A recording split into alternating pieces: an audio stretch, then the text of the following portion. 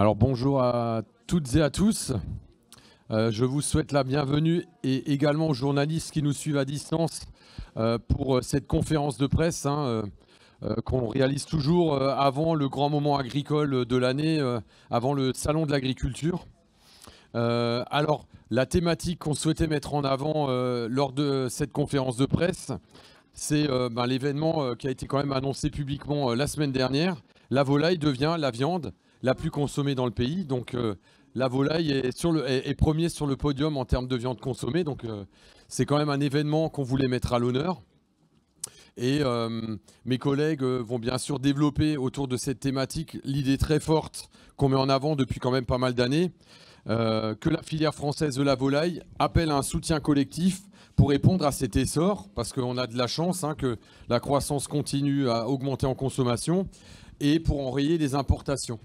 Alors, vont m'accompagner toute la fine équipe que vous voyez alignée à ma gauche d'Envol. Donc, il y a Gilles Hudepin, donc premier vice-président d'Envol, qui est là au titre des entreprises. On a également Patrick Pajard, qui est le trésorier d'Envol et le président du comité interprofessionnel de la dinde. Il y a Bernard Tozia, qui est le secrétaire général d'Envol et qui est également le président du syndicat national des labels avicoles de France. Et on va finir avec l'intervention de Yann, notre directeur. Voilà, alors sans attendre, rapidement donc le programme autour de la première viande consommée qui est la volaille.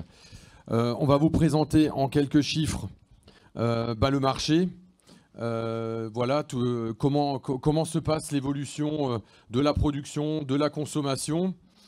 Faire un état des lieux également de tous les sujets liés aux importations, qui est toujours le gros problème qu'on souligne tous les ans, mais également avec nos propositions d'aller de l'avant, de construire des poulaillers pour regagner en souveraineté alimentaire. Et on finira avec nos engagements, avec une filière qui est mobilisée dans son développement, dans ses pratiques, pour aller encore plus loin, pour encore mieux répondre aux attentes du consommateur. Alors sans attendre, je vais donner la parole à Patrick qui va nous présenter les chiffres clés de la filière. Alors moi je vais essayer d'apporter un rayon de soleil aujourd'hui, puisque vous savez que l'agriculture est un peu malmenée avec nos conditions climatiques qui nous perturbent beaucoup là depuis une année. Néanmoins, oui, comme l'a dit Jean-Michel tout à l'heure, on a quand même une grande victoire aujourd'hui à prononcer, c'est que la volaille devient la première des viandes consommées en France, avec une augmentation très significative de la consommation de 9,8% versus 2023 sur donc, toute la période de l'année 2024. Une consommation cumulée de plus 15% depuis 5 ans. On est quasiment rendu à 2 200 000 tonnes de volailles consommées.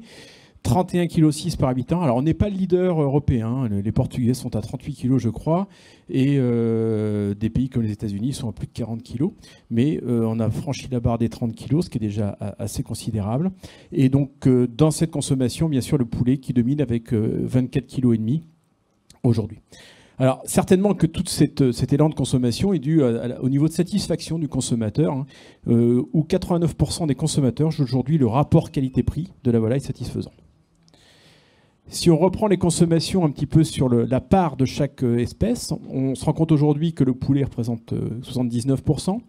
La dinde est passée de 12,2 à 11,6, tout simplement parce que le canard a repris un peu de consommation après l'épisode d'influenza aviaire qui l'a fortement pénalisé les 2 dernières années. Donc aujourd'hui, le canard reprend de la part. Si tu peux passer le slide d'après, merci. Voilà. Et donc, on se retrouve aujourd'hui avec ces 12% quasiment sur la dinde, 8% sur le canard et 1,5% sur les autres consommations. Si on regarde un petit peu la répartition de la consommation dans les différents circuits de distribution, on se rend compte que la RHD est en forte progression puisqu'on est passé de 8% versus 2005 à aujourd'hui quasiment 37 voire 40% en 2024. Et la part de la GMS a diminué. Mais attention, on est bien sur des parts de marché en pourcentage, ce qui ne veut pas dire qu'en consommation totale, la GMS a diminué puisque notre consommation elle-même a monté de 15% en 15 ans et de 10 quasiment en 8 ou 9 ans. Donc ça veut dire qu'il y a simplement une agilité tu peux passer d'après, de la filière. Hein. Aujourd'hui, on a une viande qui est accessible. Pourquoi? Parce qu'on a différents produits. On a la découpe, on a du rouge, on a du blanc. On a toutes les productions. On a du label rouge, on a du bio. On a de la dinde, du poulet, du canard, de la pintade, de la caille, du pigeon. Donc ça donne une vraie agilité. On a une capacité de mise en œuvre qui visiblement satisfait à la fois le particulier et les restaurateurs. On a une absence de contraintes religieuses sur nos produits, hein, donc ça c'est aujourd'hui quelque chose qui nous permet aussi de satisfaire l'ensemble de la population. Des qualités nutritionnelles reconnues, pas toujours assez, parce que notamment je pense que la dinde mériterait d'être un peu mise en avant. On voit qu'elle nourrit tous les sportifs, et dans les années comme 2024, les JO nous ont montré les sportifs étaient très consommateurs de dinde. Et puis on a une production qui est certainement aujourd'hui garantie de succès par son efficience. Hein. On a une production qui est très efficiente aujourd'hui. Et on en parlera tout à l'heure sur les axes de travail qu'on a à avoir justement pour les années à venir, de démontrer que notre production est aujourd'hui quelque chose qui sait s'introduire dans les nouvelles normes carbone de par une efficacité alimentaire qui est importante. Donc en résumé, une viande accessible, des volailles festives qui ont bien fonctionné. À la dernière conférence de presse de novembre, vous avez parlé quelles étaient nos intentions et comment on imaginait le festif de fin d'année. C'était une année correcte, tout à fait correcte. Et par contre, ça a été une excellente année pour le fond de rayon, puisque le calendrier a dynamisé beaucoup le rayon de la volaille pour toutes les autres espèces pendant cette période de Noël et de Nouvel An. Et puis le fait marquant, c'est bien sûr le retour du canard, puisque suite à l'influenza, on avait perdu une grosse partie de la production. Le retour de la vaccination, on en parlait tout à l'heure, a permis une croissance de près de 60% de cette viande-là.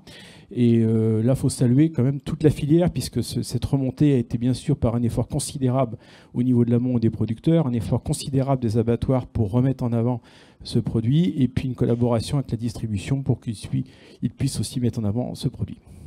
Voilà pour les éléments de consommation et leur petit rayon de soleil, même extérieur, qu'on a ce matin autour de la volaille.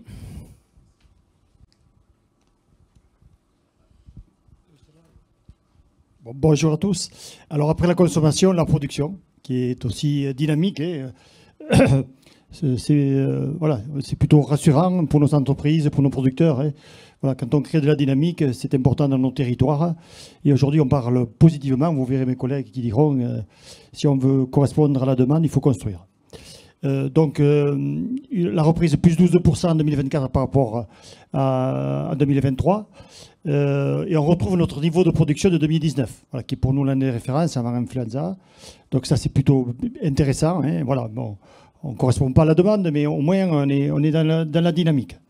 Bon, Patrick l'a dit, après l'influenza, c'est le succès de la vaccination. Et je crois que pour nous, c'est un fait marquant. Voilà. C'est quelque chose où la filière palmipède s'est beaucoup investie et il faut le reconnaître, c'est une innovation européenne ou mondiale, on peut dire, hein, voilà, mais on était un peu interrogatif et voilà, on est plutôt rassuré que ça se passe bien aujourd'hui. Et dans notre pays, c'est ça qui nous permet d'être un peu plus serein. Bon, même s'il a un coût, notamment pour la filière canard, et ça, il faut le reconnaître. Et voilà, il faut souligner aussi qu'il y a des coûts supplémentaires de production, même dans l'aliment, dans les couvoirs. Et, après, on subit des augmentations de charges globales, tant pour le bien-être animal, le transport, les amortissements, la main-d'œuvre.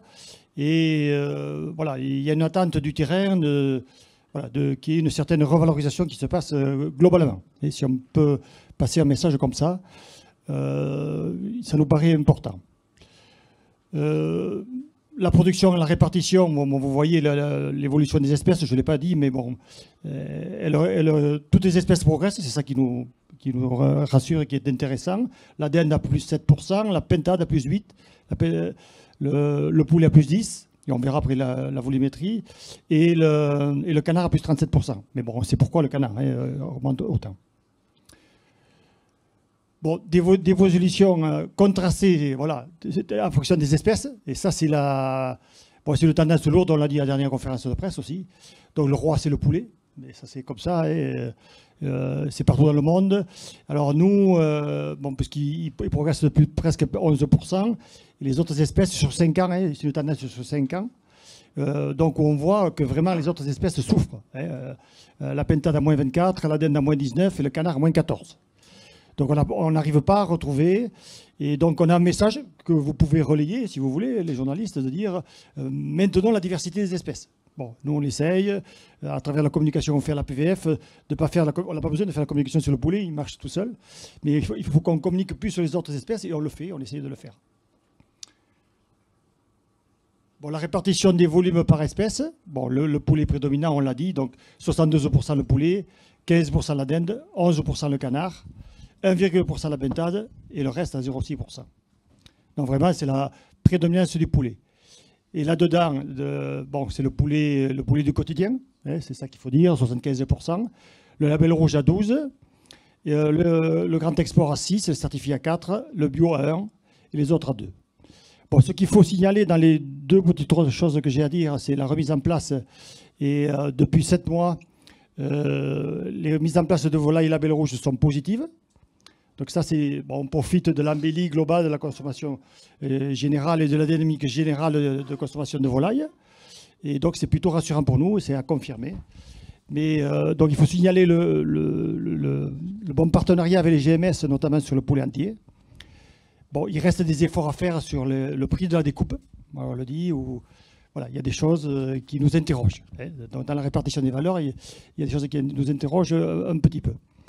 Et j'aurais un petit dernier point avant de donner la parole, je ne sais pas si c'est à Gilles ou à Gilles, je pense, où on a eu une dépêche AFP hier, ou un communiqué de presse qui concerne l'Assemblée nationale, où l'Assemblée nationale interdit des produits festifs, je ne sais pas quel est le bon terme, mais voilà.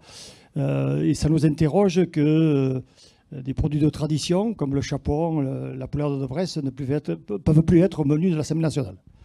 Vraiment, ça nous interroge. Est-ce que nos politiques sont décrochés de nos régions on se demande, voilà, c'est une interrogation. Mais ça nous interpelle un petit peu quand même, nous qui sommes d'une culture de terroir et bien ancrée dans nos territoires, bien répartis sur toute la région. Voilà, des mesures comme ça nous interrogent sur des produits qui ont une valeur gustative, patrimoniale forte. Merci Bernard. Alors juste avant de donner la parole à Gilles, là, ce qu'on voulait vous montrer, c'est qu'on a une croissance vraiment très forte de la consommation de volailles, notamment de poulet. On parlait même des fois de poulettisation, c'est-à-dire que dans la part volaille, c'est de plus en plus le poulet qui se développe en termes de consommation, avec un marqueur très fort qui est, ça se développe surtout en restauration hors domicile, et sur les produits élaborés. C'est là vraiment qu'il y a le moteur de la croissance. Ça, c'était le premier élément qu'on voulait vous montrer. Après, le deuxième, sur la production, c'est qu'on voit que la vaccination, alors qui est un coût quand même pour les éleveurs de la filière, mais sur lequel on est quand même soutenu par l'État et on le remercie, c'est un succès. Ça nous sécurise parce que ça a quand même permis la reprise de la production. Dans les chiffres qu'on vous avait montrés avant, entre l'année dernière et cette année, toutes les espèces augmentent. Pourquoi? Parce qu'on a évité toutes les graves crises sanitaires qui ont permis aux éleveurs de produire et donc de retrouver en fait la pleine production de la volaille française. Après, le phénomène qu'on voulait vous montrer, c'était un peu le premier point que je vous disais, c'est que quand on regarde à 5 ans, c'est vraiment le poulet du quotidien qui se développe de plus en plus. Et ce n'est pas la demande de la filière en fait qui se développe, c'est à la demande du consommateur. Donc on a la chance, effectivement, en France, d'avoir une diversité de modèles d'élevage et d'espèces. On est la filière la plus riche là-dessus, c'est un vrai patrimoine gastronomique. Et c'est bien, Bernard, aussi de le souligner quand nos élus ne le soutiennent pas. C'est vraiment dommage, ça peut nous interpeller. Et par contre, ça veut dire que dans cette diversité, il faut également qu'on accompagne le développement du poulet du quotidien, parce qu'on voit que c'est celui-là qui est vraiment acheté de plus en plus par nos consommateurs et qu'il est important de le développer. Et là-dessus, je vais finir là-dessus. C'était juste un peu les éléments marquants que je voulais mettre en avant pour donner la parole donc à Gilles qui va nous présenter les chiffres sur les importations. Bien, bonjour à tous. Oui, on en appelle un peu à la responsabilité des autorités, mais aussi de nos citoyens et consommateurs, parce qu'au nom de la souveraineté alimentaire, nous aurons besoin, si la dynamique poulet continue, comme l'a rappelé Jean-Michel Schaeffer à l'instant, on aura besoin de 400 poulaillers à construire dans les 5 ans et on y reviendra. La balance commerciale, on en est où? Donc, vous voyez, vous le savez, donc déjà un poulet sur 2 est importé. C'est que, on le rappelle parce que c'est souvent nécessaire, en 1990, seulement un poulet sur 10 est importé. Aujourd'hui, un poulet sur 2. Ça veut dire qu'on a un manque de compétitivité. En quoi c'est importé? C'est surtout importé sur le filet, comme vous pouvez le constater, mais on a une nouvelle chose qui vient d'apparaître, et vous le remarquerez, c'est sur les préparations. Ça veut dire qu'on ne se désindustrialise en France pour amener des produits élaborés à base de volailles d'import dessus. Et attention, je l'avais déjà signalé la dernière fois, mais on voit que c'est très prégnant aujourd'hui. La Chine arrive. Alors c'est encore des petits volumes, c'est pas très gros, mais on voit bien que ça vient et qu'on pourra reparler après des accords du Mercosur. Page suivante. Oui, on a 50% des poulets. Alors on est très content. On a regagné 2 points cette année de part de marché. Cette reprise de ces 2 points est due à l'augmentation de la production de 10%, comme ça a été rappelé. Mais on a aussi quand même 4,4% de plus d'importation. Alors vous allez me dire, attendez, on monte la production de 10, 4,4. Oui, pourquoi? Parce que la population consommatrice en France augmente. Puisqu'on a environ entre 600, selon les statistiques, entre 600, 700, 800 000 habitants de plus en France par an. Donc ça veut dire que sur 5 ans, on a importé plus 222 000 tonnes. Que la consommation a monté de 36,9% comparé d'importation en plus, comparé à une consommation à 15%. Donc ça veut dire oui, la production française remonte, mais ça va plus vite, la consommation va plus vite que la production.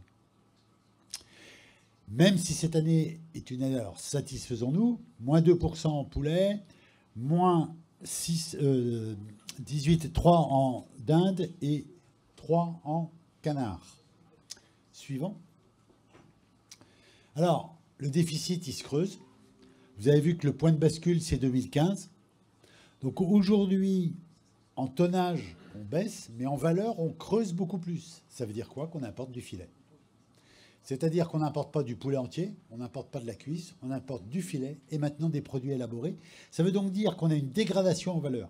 Et ça, c'est quand même inquiétant. C'est quand même inquiétant. Alors, pour la balance commerciale de la France, mais aussi pour notre souveraineté alimentaire. C'est-à-dire que nos concitoyens, nos consommateurs consomment de plus en plus de filets. Et malheureusement, ou heureusement, la terre est ainsi faite et la nature est ainsi faite que quand il y a un poulet né, il a 2 filets, 2 cuisses, 2 ailes.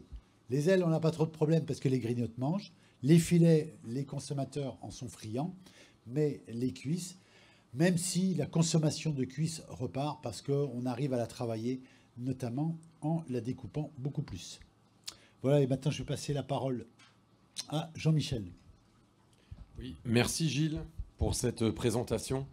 Et donc, Gilles l'avait déjà évoqué, si on veut enrayer les importations pour répondre à cette croissance de la consommation qui est quand même forte, et pour répondre également aux objectifs que nous avait demandé le ministère de l'Agriculture l'année dernière, l'objectif pour notre filière, c'est de construire 400 poulaillers en 5 ans. Mais pour y arriver, et on va le développer, il nous faut vraiment un soutien collectif de tout le monde, que ce soit du consommateur ou des pouvoirs publics. Alors pour nous, la souveraineté alimentaire, c'est quoi? C'est répondre en quantité. Donc là, on le dit souvent, c'est là que le bas blesse. Un poulet sur 2 est importé en France pour sa consommation. C'est une production qui n'arrive pas à suivre la croissance de la consommation. Donc il faut qu'on enraye cette situation. Pour nous, c'est également, et je l'ai dit, et c'est une force pour nous, une diversité de choix en espèces, en modèle d'élevage, en modèle de consommation. Là, on est quand même, comme je le disais, les plus forts. On est la seule filière au monde où on est capable de répondre à tous les moments de consommation. On va retrouver du plein air, avec du label, du bio. On va retrouver du poulet standard plus. On va avoir du poulet et de la dinde, mais également du pigeon, de la caille, de la pintade, ce qui est quand même assez unique au monde. Donc pour nous, c'est également ça, la filière volaille. Et puis bien sûr en qualité, qu'elle soit gustative, environnementale, sanitaire. Alors pour y arriver, pour nous, ça passe par une souveraineté à l'échelle nationale, dans une européenne, qui fixe des règles et protège ses acteurs économiques des importations qui ne respectent pas nos propres réglementations. C'est tellement de bon sens, mais que ça n'existe pas et que ça fait partie de nos fortes demandes.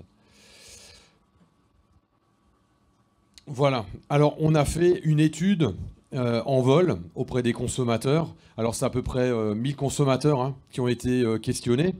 1000 consommateurs qui représentent un vrai échantillon de la société française. Donc, qu'est-ce qu'ils nous disent ? Ils nous disent en fait qu'ils soutiennent le modèle d'élevage français, que 93% des Français estiment que le modèle de diversité des élevages de volailles doit être préservé et encouragé. Donc ça veut dire que quoi ? Qu'on a les Françaises et les Français derrière nous, qui sont d'accord avec nous pour revendiquer tout ça et qui sont prêts à nous soutenir. Donc c'est quand même un élément important. Alors je le disais, 400 poulaillers en 5 ans, c'est un objectif ambitieux, mais il est là pour enrayer la part des importations. Alors 400 poulaillers, ça correspond à peu près à 20% de consommation qu'on pourrait regagner. C'est-à-dire qu'aujourd'hui, sur les 50% de poulets qui sont consommés en France, 400 poulaillers nous permettraient de gagner 20% de poulets français en plus consommés en France. Donc on n'est pas à 100%, mais on améliore quand même beaucoup les choses. Et pour nous, c'est un objectif qui est réaliste, parce que si on le décline sur 5 ans, c'est-à-dire, ça veut dire faire 80 poulaillers par an. Il y a 96 départements en France. J'aime bien utiliser un peu cette comparaison.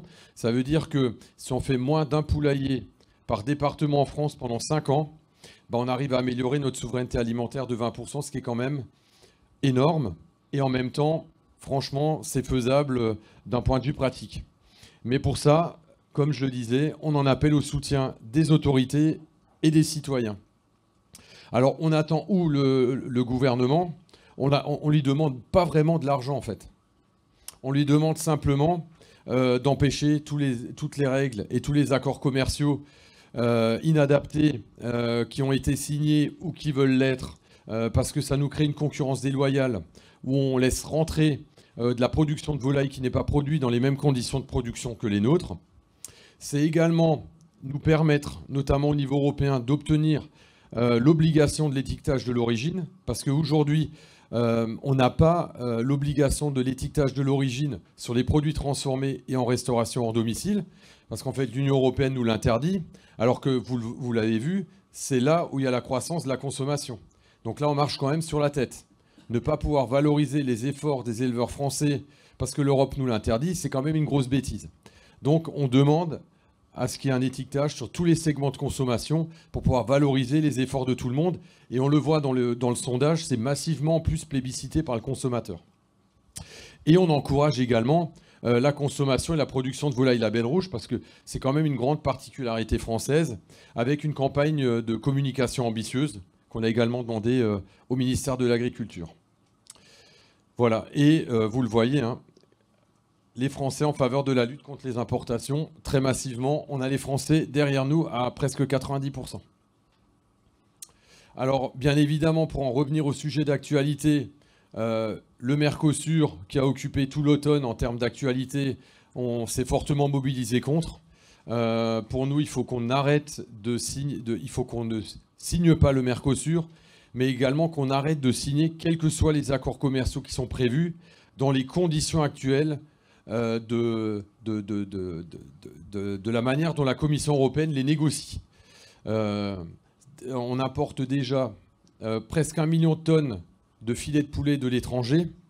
Alors je le rappelle toujours parce que c'est dans la redite que ça marche. On importe plus d'1 million de tonnes de filets de poulet et quand on le ramène à la consommation européenne, c'est presque un quart de la consommation de filets de poulet qui n'est pas produit chez nous, qu'on importe dans des conditions de production déloyales par rapport à nous, et donc moins chères, et qui vont où principalement ? Dans les produits élaborés en restauration hors domicile, qui sont les segments qui augmentent. Donc là, c'est le serpent qui se mord la queue. Et donc, la grosse demande qu'on fait, c'est l'imposition de clauses miroirs, c'est-à-dire que quand l'Europe, elle négocie, elle impose simplement aux autres les mêmes conditions de production, les conditions de production identiques à nous, voilà, aux autres, tout simplement. On ne demande pas plus, parce que ça n'est pas le cas à l'heure actuelle.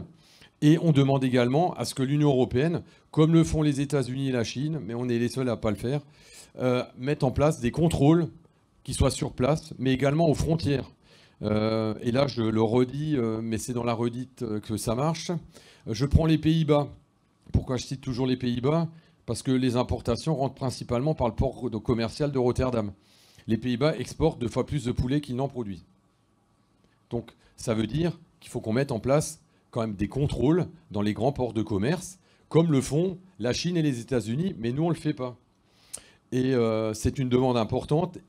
Et ça, je le répète également régulièrement, c'est que c'est bien d'avoir ouvert les frontières entre nous, pays de l'Union européenne, mais du coup, il faudrait qu'on mette des frontières à l'Union européenne. Mais on a oublié de les mettre. Donc, en fait, tout ce qu'on demande, c'est d'avoir une vraie frontière commerciale avec l'extérieur de l'Union européenne, où on leur impose ce qu'on s'impose et où on met en place des outils pour simplement contrôler ce qui rentre. Parce que ça n'est pas le cas à l'heure actuelle. Autre demande très forte au niveau européen qui peut vraiment nous aider, c'est avoir une vraie réglementation sur l'origine, sur ce qui ne vient pas de l'Union européenne. Parce qu'aujourd'hui, pour toutes les viandes, les produits alimentaires qui viennent de l'extérieur de l'Union européenne, ils n'ont aucune obligation de traçabilité de l'origine. Donc nous, en Europe, on a une obligation de traçabilité, mais ce qui vient de l'étranger n'a pas d'obligation de traçabilité. Ils n'ont que des obligations d'estampille sanitaire, ce qui induit quand même beaucoup le commerce et le consommateur en erreur. Et c'est quand même une demande forte qu'on fait en parallèle également de l'étiquetage. Et que toutes les réglementations encore à l'heure actuelle qui sont en cours de discussion, notamment la directive sur le bien-être animal dans le cadre du transport, ou encore toutes les autres directives sur l'environnement, qu'on stoppe, parce qu'on est déjà très exigeant aujourd'hui, on en fait déjà beaucoup, qu'on l'impose d'abord aux autres, avant de s'imposer encore des choses supplémentaires qu'on n'impose toujours pas à l'extérieur de l'Union européenne. Voilà, tout ça, en fait, toutes ces demandes-là, ça ne coûte pas 1 euro. C'est simplement des demandes qu'on fait au niveau européen, de mettre en place des règles justes pour valoriser les efforts de nos éleveurs par rapport à ce qu'on importe d'ailleurs. Voilà. Ensuite, alors ça c'est également des chiffres qu'on voulait mettre en avant. On a besoin du soutien des citoyens pour l'acceptation de l'installation de poulailler. Alors on avait fait un voyage de presse au mois d'octobre pour justement emmener également les journalistes sur le terrain pour leur montrer tous les modèles d'élevage parce que bon, le but c'est d'être transparent et de montrer ce qu'on fait et de montrer également la nécessité de construire des poulaillers de poulets de tous les jours. Parce que vu qu'il augmente en consommation, il faut qu'on développe cette production pour répondre à la demande du consommateur français. Parce que ce qu'on ne construit pas, on va continuer à l'importer, tout simplement. Et ça va à l'encontre de notre souveraineté alimentaire. Et là, on voulait juste noter un peu quand même les contradictions. Et c'est là qu'on a besoin donc du citoyen et du consommateur. C'est que quand vous demandez aux Français, pour lutter contre les importations, est-ce que vous êtes favorable à construire des poulaillers ? Oui, à 80%, mais quand on demande si c'est à côté de chez vous, ils sont un peu moins d'accord. Donc là, on a une contradiction voilà, qui est assez forte, c'est vrai, mais où on essaye, où le message est de sensibiliser le consommateur, de dire si vous voulez des poulaillers, il faut de temps en temps accepter qu'ils soient à côté de chez vous. C'est du bon poulet, c'est produit dans de bonnes conditions, et on a besoin de les construire si on veut vous nourrir tout simplement avec des volailles françaises. Voilà. Et si vous, journalistes, vous pouvez aider à relayer ça, c'est encore plus cool. Voilà. Merci. Voilà. Encore autre chiffre, donc plutôt là sur l'origine, s'informer sur l'origine des volailles en restauration et sur les produits élaborés. Donc c'est vraiment le gros trou dans la raquette que je viens d'évoquer. Et avec le marché qui est en croissance sur ce sujet-là, 86% des consommateurs de volailles jugent important de d'afficher l'origine France. Donc là, c'est pareil. Les consommateurs nous soutiennent. Et là, c'est un appel au pouvoir public. Faites évoluer la réglementation pour qu'on puisse le faire. Voilà. Et il y a même, les consommateurs sont prêts, si c'est français, à payer un petit peu plus cher quand même pour faire un effort parce qu'ils savent que quand on achète français, on achète de la qualité. Et sur les plats préparés en restauration, les Français veulent plus de volailles françaises. 71% des consommateurs jugent important de savoir si la volaille est d'origine française dans les plats préparés, donc c'est quand même très important comme chiffre. Et près des 3/4 jugent important de savoir clairement si la volaille servie en restauration hors domicile notamment est d'origine française. Donc c'était simplement pour voilà, accréditer le fait que les consommateurs sont avec nous, avec la filière, sur ces demandes auprès des pouvoirs publics et de l'Union européenne. Voilà, et le logo volaille française, alors est-ce qu'il est... Voilà, c'est une question qu'on peut se poser. Est-ce qu'il est connu? Oui, il est connu, il est bien identifié par les consommateurs. 82% des Français le connaissent. 80% ça les incite à acheter français. Et ils savent bien que derrière, ça veut dire né, élevé et abattu en France. Donc on a une vraie reconnaissance des consommateurs, une vraie attente. Et donc, message au pouvoir public, accompagnez-nous sur toutes les demandes qu'on vient d'évoquer avec vous. Voilà, et maintenant, on va passer la parole à Yann, qui va vous présenter également toutes les démarches de la filière, toutes les démarches de bonne pratique et de progrès. Merci Jean-Michel, je prends le truc. Alors, en effet, au-delà de tout ce qu'on vient de dire, des chiffres, de la réussite de la filière en tant que telle, on est aussi une filière qui ne s'endort pas sur ses lauriers et qui s'engage dans des bonnes pratiques responsables à travers donc, le pacte ambition qu'on évoquera et puis on le verra plus tard aussi une démarche RSO qui est en cours. Donc, je reviens sur le pacte ambition justement 2020-2025. On en avait déjà parlé il y a quelques temps. Il y a des avancées majeures qui ont été réalisées par la filière. D'abord, le premier objectif de ce pacte ambition, c'était répondre à toutes les attentes de tous les circuits. Et là, moi, je voudrais insister sur un point, c'est que Jean-Michel l'a un peu dit, mais la filière française, elle a cette capacité à répondre à ces fameuses attentes des consommateurs sur la question du bien-être animal, de l'environnement, etc., puisqu'on a une forte proportion de production en bio et label rouge qui répondent à ces attentes-là. Donc, sur cette question-là de bien-être animal, on va dire de production premium, la France, elle est là mieux positionnée en Europe et dans le monde. En revanche, là où on est beaucoup moins bon, il faut le dire aussi, même si on a augmenté la production, c'est sur notre capacité à répondre à cette demande du poulet du quotidien en France, celui qu'on va consommer en restauration hors foyer, à la cantine, dans les plats préparés, etc. Là, on n'est pas bon puisque, enfin, on est moins bon puisqu'on a la moitié de cette consommation-là qui est importée. Concernant le deuxième objectif, qui est l'accès à la lumière naturelle pour 50% des volailles, on en a parlé la dernière fois, on a aujourd'hui près de 14% des élevages qui sont équipés de systèmes de lumière naturelle. Et surtout, si on regarde que la volaille standard, le poulet standard, on a plus de la moitié, 56% des élevages qui sont équipés donc, de fenêtres et d'accès à la lumière naturelle, ce qui était loin d'être le cas il y a quelques années. Et ce chiffre-là, on n'a pas encore eu tout à fait le temps de le mettre à jour, mais il a encore augmenté en 2024. On pourra vous en parler la prochaine fois. Concernant notre troisième objectif, les audits dans les élevages pour l'amélioration des bonnes pratiques, on a près de 85% des élevages qui sont audités sur des bonnes pratiques, malgré tous les contextes qu'on a traversés, d'influenza aviaire, etc., qui ont déjà été évoqués. Et concernant l'application EBEN, sur l'évaluation, le diagnostic du bien-être animal dans les élevages, on était l'année dernière, on a communiqué là-dessus sur à peu près 600 évaluations réalisées. On est pratiquement à 1100 cette année et c'est plutôt les éleveurs s'engagent de manière exponentielle via leurs OP notamment sur ces dispositifs-là. Concernant la déforestation, notre objectif de zéro déforestation dans l'alimentation des volailles, on est à 95% de l'alimentation qui est garantie sans risque de déforestation. On va être au point, on l'est quasi déjà, mais on va être au point pour le 1er janvier 2026 pour répondre à la réglementation européenne sur le fait qu'on n'aura plus le droit d'importer du soja qui a contribué à la déforestation dans le monde. Cinquième objectif, la réduction de l'usage, de l'utilisation des antibiotiques.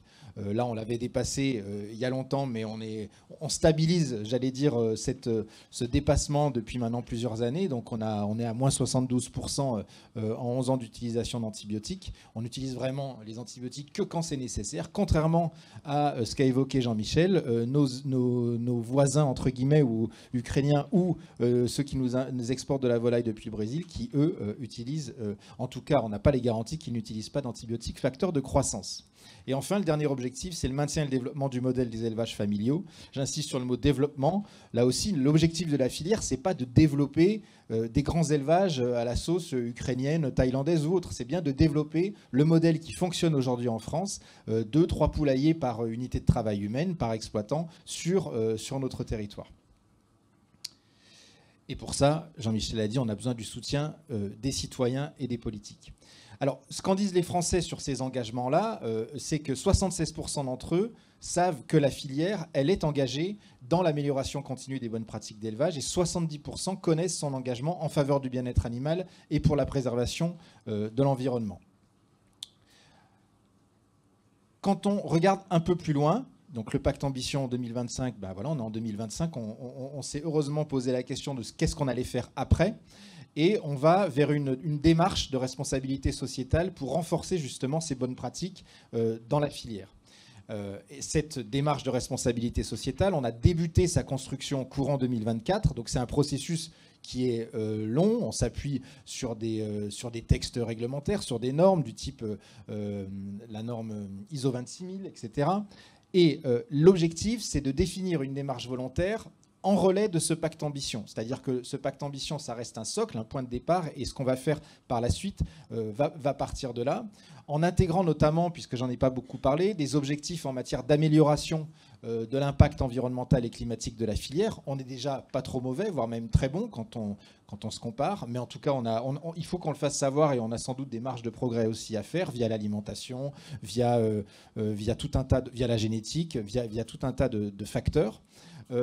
On va définir ces objectifs de manière renforcée avec tous les opérateurs de la filière, mais on a aussi entamé un dialogue avec ce qu'on appelle les parties prenantes externes, c'est-à-dire des associations, les pouvoirs publics, des chercheurs, des vétérinaires, etc., pour pas non plus qu'on fonctionne en vase clos. Donc on dialogue aussi avec le reste de la société. Et l'objectif, c'est de présenter, alors j'espère que ce sera le cas, ce lancement de cette démarche officiellement au printemps 2026. Donc, tout ça, il faut qu'on le fasse savoir et il faut qu'on communique là-dessus. Et donc, on annonce justement cette année, en 2025, le lancement d'un programme d'information, le mois de la volaille française, donc qui débutera, qui est le mois de mars, tout simplement. Ça débutera juste après le Salon de l'agriculture. On a construit ça avec l'Association pour la promotion de la volaille française, l'APVF, qui est donc... qui a pour objectif d'informer les consommateurs, de rappeler aux consommateurs toutes les garanties sur le logo volaille française en matière de qualité, de traçabilité et d'engagement. Il y a un spot publicitaire qui va être diffusé sur les réseaux sociaux.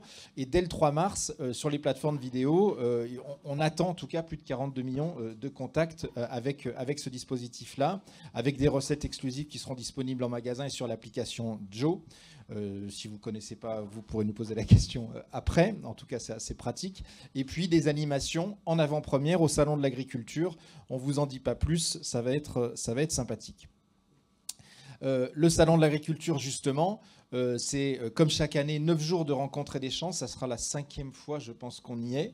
Et je pense qu'on y est bien installé. On sera sur le stand 149, devant celui du ministère, l'occasion de poursuivre le dialogue dont on a parlé ce matin, avec bien sûr des experts de la filière qui sont ici aujourd'hui, mais plein d'autres qui seront présents pendant cette semaine-là, avec 3 journées complètes d'animation culinaire, spéciale volaille. On a parlé de toutes nos espèces, et ben vous aurez l'occasion de les déguster chacune pendant cette semaine-là. Et puis un quiz pour gagner des cadeaux. Voilà, juste avant de passer la parole à Jean-Michel, il faut quand même que j'annonce quelque chose puisque ça vient de tomber ce matin.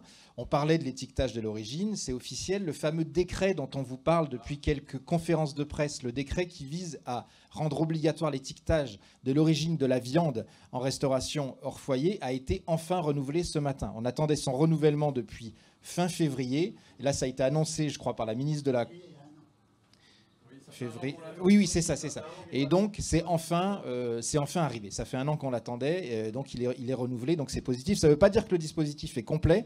Je vous rappelle que l'étiquetage de l'origine de la viande en tant qu'ingrédient dans les plats transformés, élaborés que vous achetez dans le commerce, c'est toujours pas obligatoire. Mais au moins, en restauration, aujourd'hui, pratiquement tous les débouchés sont couverts par cet étiquetage obligatoire. Et là, quand je tourne mon regard sur la gauche, je vois que ce restaurant respecte bien cette règle et que la volaille est bien française. Voilà, Jean-Michel. Merci Yann. Yann, il est contrôleur aussi dans les restaurants. Il regarde les origines. Non, en tout cas, merci à toute l'équipe pour vos différentes présentations. Donc, en résumé rapidement, les éléments forts, hein, c'est la volaille devient la première viande consommée en France. Donc, c'est quand même un événement important pour notre filière. Élément positif également, on a une reprise de la production qui est vraiment confirmée. Un grand merci, on peut le dire, à la vaccination, à la mobilisation de la filière et au soutien de l'État là-dessus, parce qu'on voit vraiment que ça protège la filière et que ça a permis de retrouver notre pleine production. Par contre, Gilles l'a bien soulevé, on a des arrivages continus et des importations qui continuent d'augmenter d'année en année, ce qui montre que la production française n'arrive pas à accompagner l'augmentation de la consommation de volaille et notamment de poulet. Et donc c'est là où le bas blesse pour nous et où il nous faut réagir. Et donc là, la mobilisation, hein, donc on l'a dit, c'est faire 400 poulaillers en 5 ans, donc 80 par an, moins d'un par département. Et pour y arriver, il y a le triptyque que je dis toujours au niveau européen, clause miroir et on contrôle aux frontières, c'est la première des choses. 2, une meilleure réglementation sur l'origine, imposée aux viandes qui viennent de l'extérieur. Troisièmement, l'étiquetage. Qui est sécurisé pour nous permettre de valoriser notre origine sur tous les secteurs. Et au niveau national, on a besoin également de 3 choses qui ne coûtent rien de nouveau, qui coûtent à nouveau rien. Le soutien vraiment du citoyen, du consommateur, parce que vous l'avez vu dans les chiffres, vraiment on a un vrai soutien. Le français plébiscite la volaille française, mais il faut simplement faire le lien que s'il veut manger de la volaille française, c'est un petit poulailler qui se fait à côté. Faut pas trop le critiquer, c'est bien s'il se construit parce que ça veut dire qu'il pourra manger encore plus de volaille française. Après, le deuxième point, c'est les pouvoirs publics. On a besoin de faciliter la vie de nos éleveurs pour qu'ils puissent construire des poulaillers. Aujourd'hui, on a en Europe donc la réglementation la plus stricte pour construire. Et en plus, en France, on s'est imposé une réglementation encore plus lourde.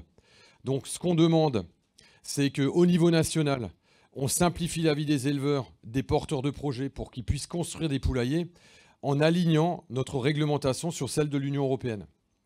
Alors, on pensait que ça allait être repris dans le cadre de la PLOA au niveau du Sénat. La filière porcine aussi soutient cette démarche-là. Il y avait des amendements déposés. Bon, on a eu un peu la douche froide parce qu'ils ont décidé de ne pas le faire. Ça nous avait déjà été refusé à l'Assemblée nationale avant la dissolution, hein, quand ils avaient fait la première lecture. Bon, on met tous nos espoirs et on espère que nos politiques passeront de la parole aux actes dans le cadre de la PPL du plomb. Donc c'est la fameuse loi de simplification, Non, j'arrête d'utiliser le terme simplification. C'est simplement, on demande à respecter les règles de l'Europe. Parce qu'on en fait trop. Et on espère en tout cas que dans le cadre de la PPL du plomb, nos amendements soient repris pour permettre à nos éleveurs de ne pas attendre 4 ou 5 ans pour construire un poulailler et de dépenser des milliers d'euros en cabinet d'études pour simplement construire 2 poulaillers. Voilà. On demande simplement ça à l'État. Et puis également un petit message aux régions pour construire ces 400 poulaillers, c'est que les régions sont là pour accompagner financièrement le développement des projets et on a besoin que toutes les régions soutiennent tous les modèles d'élevage. Parce qu'on a des fois des régions qui ne soutiennent pas tous les modèles d'élevage. Et bien si, on a besoin qu'ils le soutiennent pour donner le petit coup de pouce qu'il faut pour construire des poulaillers.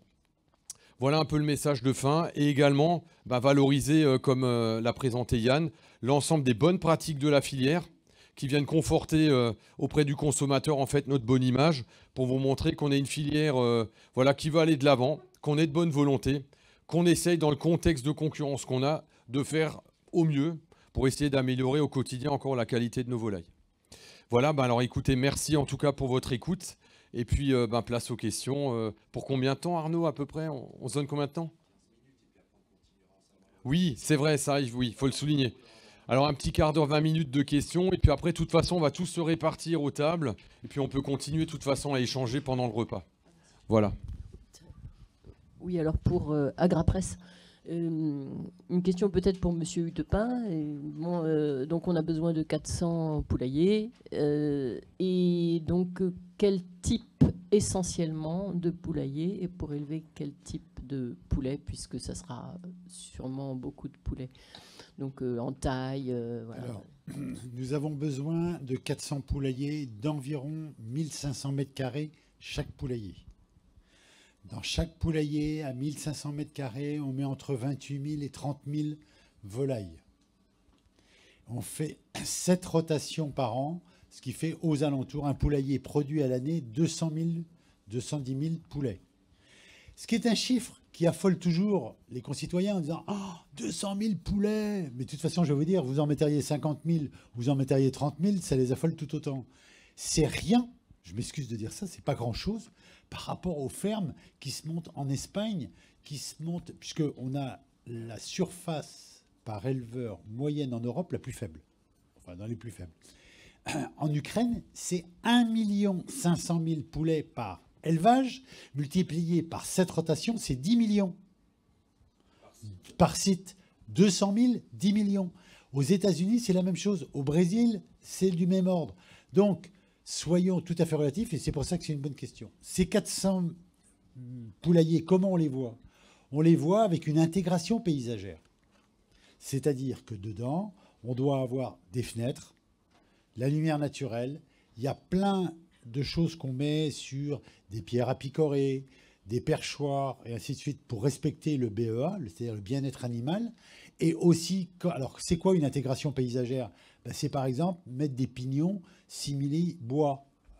Alors je dis simili parce qu'aujourd'hui il y a plein de matériaux qui font des, même pour les maisons, qui font des décorations de bois. C'est pas le mettre en plein milieu vu d'un lotissement, mais c'est plutôt le mettre sur le côté, s'il y a un beau paysage dans le coin et ainsi de suite. On fait vraiment un gros travail là-dessus pour expliquer et réexpliquer.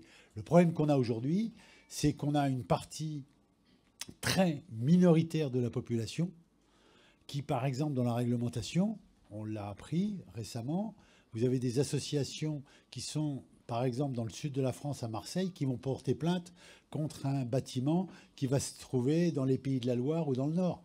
Attendez, il faut de la cohérence. C'est donc bien derrière ça un mode de société qu'on veut différent et ainsi de suite. Et à chaque fois qu'on repose la question, ils disent alors vous préférez de l'importation, ils disent non. Alors on fait comment? Ben voilà.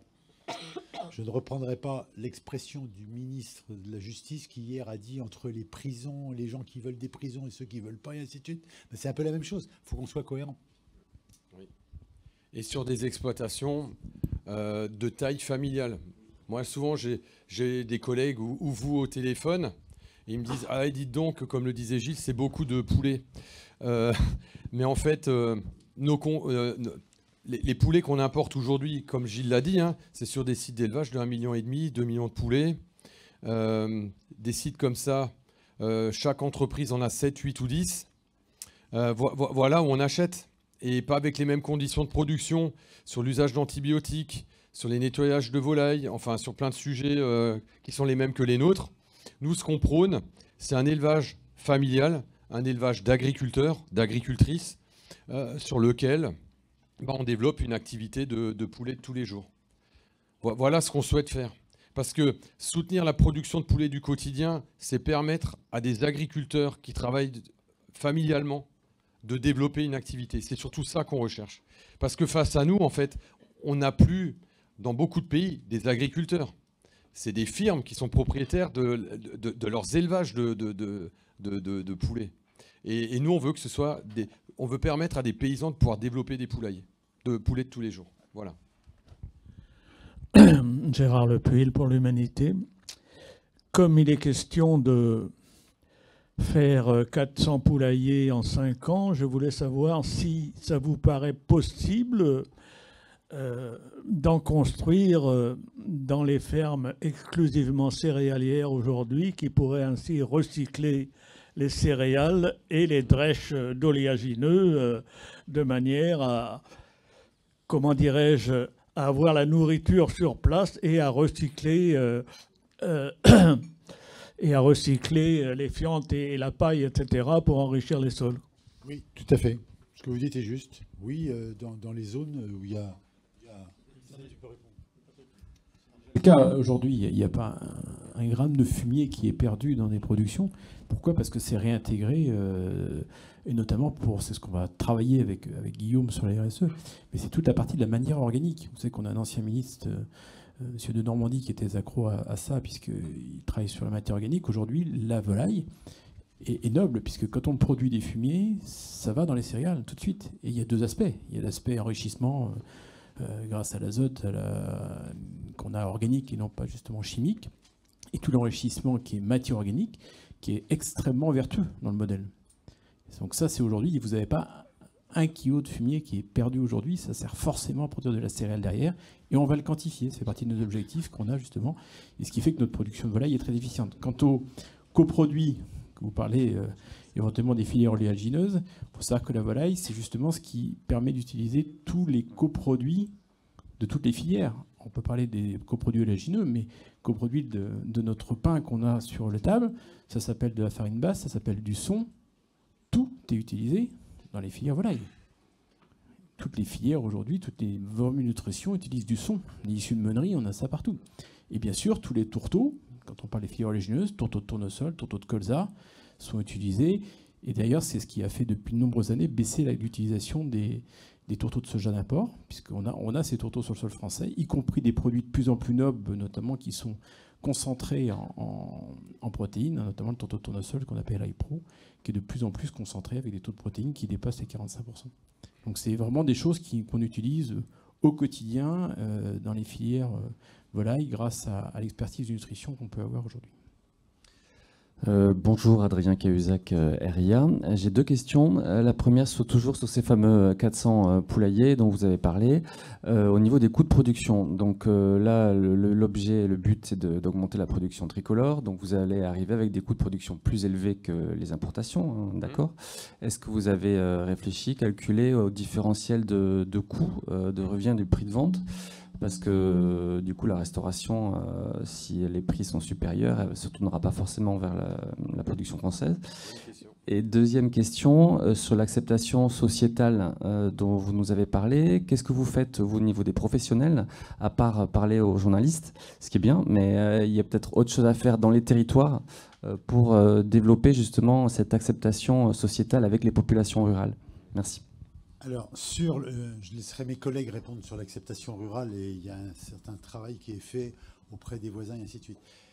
Sur le coup, on sait aujourd'hui, grosso modo, que si on arrive à bien gérer notre production, on doit avoir des indices de performance technique identiques à ce que les étrangers font en travaillant bien, avec nettement moins de consommation d'activateurs de croissance, d'antibiotiques et tout, puisqu'en Europe, c'est interdit. Donc ça, on le sait.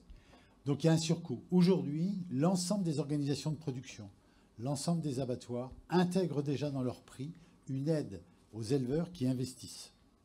Toutes les organisations le font pour amortir ce surcoût. Voilà. Après, aujourd'hui... Alors, sur quoi ? Sur la volaille pure. On estime qu'on peut avoir un surcoût du produit brut aux alentours de 2,5 à 4%. Si vous le ramenez à la viande morte, ça fait 5 à 6%. Et le consommateur, aujourd'hui, on sait, il est prêt à payer de l'origine France entre 5 et 8% plus cher. Dès qu'on passe 10%, il quitte. Voilà à peu près les ordres d'idées à quelque chose près. Deuxième question sur ce qui est fait pour les éleveurs. Avant de répondre à cette question, je veux juste une petite précision sur les 400 nouveaux poulaillers. C'est pour récupérer 20% sur les volumes importés. Hein. C'est juste pour qu'il n'y ait pas de confusion. Ce n'est pas 400 poulaillers qui nous permettront d'arrêter les importations. Ouais, je vous l'avais dit avant. 50% fait plus 20. 20%, ça fait 10% de la consommation. Voilà. Donc concernant qu'est-ce qu'on fait pour faciliter ce dialogue, c'est sans doute d'ailleurs un sujet sur lequel on doit intensifier nos efforts et nos dispositifs. En tout cas, ça passera et ça commence à passer, il y a certains groupes qui le font par des opérations portes ouvertes sur le territoire. C'est-à-dire que nos élevages, globalement, ils sont ouverts. Alors bien sûr, on n'entre pas comme on veut, etc. Je ne vais pas reparler de biosécurité, mais à un moment donné, nous, on a la volonté de toute façon, et je pense que vous l'avez constaté depuis plusieurs années, de se rapprocher des citoyens, du voisinage. Et ça, ce que je suis en train d'expliquer, ça se travaille surtout au niveau des organisations de production, des coopératives, des entreprises, des éleveurs directement sur le territoire. Après, nous, au niveau national, on est en train de réfléchir là-dessus. On va rien dévoiler pour l'instant, mais en tout cas, on a cette volonté d'aller plus loin sur ouvrir les exploitations, ouvrir notre filière aux citoyens. Il n'y a que comme ça qu'on arrivera en effet à faire un travail de pédagogie vis-à-vis du consommateur pour qu'il comprenne comment on produit nos volailles. Donc c'est voilà, c'est quelque chose qui est en cours. Oui, et de rappeler que la réglementation aujourd'hui, depuis le mois de juillet dernier, impose, quand on a des bâtiments d'une certaine taille, 2 réunions publiques pour informer la population si elle a envie d'être informée. Donc aujourd'hui, même si nous, on s'impose des choses, et que je rappelle que le travail, il n'est pas d'aujourd'hui, hein, ça fait des années qu'on... Vu l'inertie qu'il faut pour faire un bâtiment, c'est-à-dire 3-4 ans aujourd'hui, si ce travail pas n'avait pas initialisé, on ne ferait pas de bâtiment aujourd'hui. Il faut savoir aussi que la réglementation aujourd'hui nous contraint de toute façon à une forme de publicité, de communication sur ce qu'on va faire au niveau du public qui le souhaite. Et ça, c'est quelque chose qui... On avait une réunion avant, on en a 2 maintenant, à partir depuis juillet dernier. Donc c'est extrêmement contraignant pour nous. Mais la démarche, elle est faite déjà. Hein. Après, ce qu'il faudrait regarder, c'est le ratio des gens qui n'acceptent pas. Et qui sont ces profils. Je crois que Gilles, ce qu'il a dit est très important. Quand quelqu'un qui est à Marseille se plaint d'une installation dans le Pas-de-Calais, il y a un problème. Oui, ce qui va être déterminant pour faire les 400 poulaillers, je l'ai dit avant, c'est si on arrive à aligner ou non la réglementation française sur le niveau européen. Parce qu'aujourd'hui, le premier déclencheur pour un jeune qui veut s'installer, c'est est-ce que ça va être compliqué? Est-ce que ça va me coûter beaucoup d'argent par rapport au fait de pouvoir réaliser ou non mon projet? Si aujourd'hui, on garde le coût de la procédure telle qu'elle est, avec des ONG qui se sont spécialisées dans le harcèlement moral et juridique, favorisés par la complexité de notre réglementation française, là, on va avoir vraiment du mal à les faire, les poulaillers. C'est pour ça qu'on compte quand même beaucoup sur les simplifications administratives qu'on demande à l'État, enfin les alignements réglementaires, les alignements, hein, parce qu'on ne demande pas à faire moins, on demande juste à faire ce qu'il faut faire. Ça va être un des leviers importants quand même pour y arriver. Et puis après, l'autre levier pour construire des poulaillers, bon, ça rejoint un peu le débat actuel de début d'année, hein, régulier, c'est qu'on a quand même les coûts fixes des éleveurs qui ont globalement augmenté dans tous les domaines, que ce soit la main-d'œuvre, que ce soit l'énergie, que ce soit le coût du poulailler, et que nos partenaires du commerce, il faut qu'ils l'entendent aussi dans les négociations actuelles, pour que le revenu de l'éleveur soit décent quand même après investissement, quoi. Voilà, ça c'est quand même pour moi c'est les 2 leviers.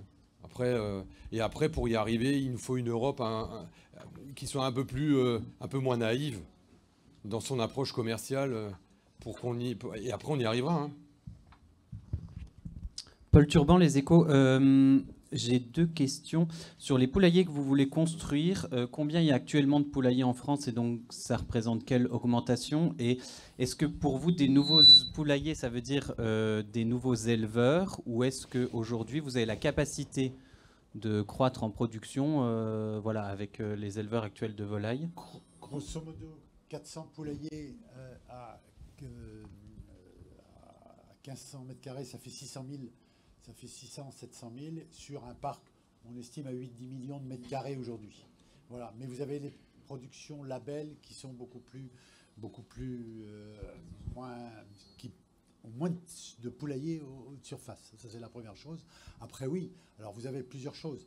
Dans les 400 poulaillers, vous avez le renouvellement de certains éleveurs, vous avez la transmission des fermes, et ainsi de suite. Et puis, vous avez l'investissement. Seule chose quand même que je voudrais dire sur des jeunes éleveurs investisseurs, il faut qu'ils soient courageux. Hein. Parce que quand vous avez dans un village et tout une stigmatisation par une association qui arrive dessus, ça dépasse l'entendement simplement d'une autorisation. Ça stigmatise des familles et tout. Et ça, c'est compliqué parfois à gérer. Je ne dis pas tout le temps, mais parfois à gérer. Voilà. Et ma deuxième question, c'était, on entend pas mal de filières dire qu'on allait trop loin en France sur la montée en gamme et que finalement c'était une bonne idée, mais là il faut arrêter. Oui, oui, vous êtes d'accord? Non, mais nous on le dit depuis Egalima, on le dit. Nous on est clair, on le dit depuis Egalima. Alors on a eu de la chance que ce qui donne de l'écho à ce qu'on a dit, c'est le rapport de la Cour des comptes. Parce qu'en 2017, le mot d'ordre, c'était monter en gamme, monter en gamme. Alors nous, on a dit simplement en 2017, ce qu'on vous a montré là, Bernard va s'exprimer dessus, c'est qu'on a déjà une filière très diversifiée en modèle d'élevage et d'espèces. Le travail, il est fait, mais que le choix, en fait, il relève du consommateur. C'est pas nous qui allons décider du modèle d'élevage. Nous, notre responsabilité de partenaire de la filière, c'est de proposer un choix au consommateur. Après, c'est le consommateur qui, par son acte d'achat, arbitre le développement de tel ou tel modèle d'élevage. Et là, le message qu'on voulait faire passer, c'est que quand vous voyez l'arbitrage, le choix du consommateur qui va de plus en plus vers de la restauration hors domicile et du produit élaboré, ça veut dire un développement plus important du poulet du quotidien, ce qui ne veut pas dire qu'il faut mettre de côté les autres, on est aussi là pour les soutenir. Mais ça veut dire que s'il fait ce choix-là, le consommateur, nous, il faut qu'on se mette dans l'optique de pouvoir lui amener ce produit-là pour qu'il puisse acheter français. Et ça, on le dit depuis 2017. Et ce qu'on avait mis en évidence, c'est que, et on utilisait ce terme-là à ce moment-là, c'est attention, quand on pense trop monter en gamme, de ne pas perdre le cœur de la gamme, la production du cœur, quoi. Et le président de la République, d'ailleurs, avait des fois repris ce thème-là. Et bon, on a le rapport de la Cour des comptes qui est venu un peu légitimer ce qu'on disait depuis quelques années, quoi. Donc nous, tout ce qu'on souhaite, je redis ce qu'on vient de dire, c'est d'être écouté par les pouvoirs publics pour qu'on puisse développer tous les modèles d'élevage, notamment celui du quotidien à l'heure actuelle. Donc des alignements réglementaires et des régions qui soutiennent tous les modèles d'élevage. Voilà, ça coûte rien, quoi. En complément, si tu permets, on a souffert, les volets label rouge et bio, de l'inflation, très forte, de 30% d'inflation. Et là, vraiment, on a eu des prix difficiles. Aujourd'hui, on a des prix, notamment sur le poulet entier, je l'ai dit, en label rouge, qui sont revenus à une accessibilité intéressante. Je crois que ça c'est important. Donc aujourd'hui, vous avez une portion qui est à 1,60 €, 1,80 €. Il faut savoir cuisiner. Alors, le cœur de cible, c'était le poulet entier. C'est ça et c'est là où vous voyez que c'est le poulet entier baisse. Donc c'est un peu plus difficile quand on est sur la découpe. On a des prix de découpe qui sont trop élevés aujourd'hui. On le dit. On a besoin de la distribution qui adapte ces prix de découpe pour l'accessibilité prix. Bon, je le dis comme ça, moi je le répète, tant pis, je ne sais pas si j'ai le droit, mais quand on a un filet à plus de 20 € du kilo, le consommateur n'achète pas, quoi. Voilà. Bon. Donc aujourd'hui, on peut avoir du filet de label rouge à moins de 20 € du kilo. Techniquement, c'est possible que tout le monde ait gagné sa vie. Donc il y a ce phénomène accessibilité-prix, et après on est capable de répondre. Mais c'est ça, on a souffert de ça. Donc, et après, il faut que le citoyen, entre le citoyen et le consommateur, on sait bien, c'est le porte-monnaie qui commande. Mais l'offre existe et on est capable de fournir. Et on est heureux que depuis 7 mois, la consommation reparte. La production et la consommation repartent. Un poulet sur 2 est importé aujourd'hui. Je voulais savoir de quel pays. Et est-ce qu'il y a un pays qui a monté plus que les autres l'an dernier ?